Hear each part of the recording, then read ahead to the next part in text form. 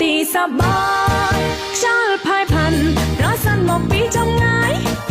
ការរៀកសាយចាក្លឹមព្រះអមលែណាអាយធំជៀនគ្រប់ពណ៌នៅអមចលសាជាប់នេត្រា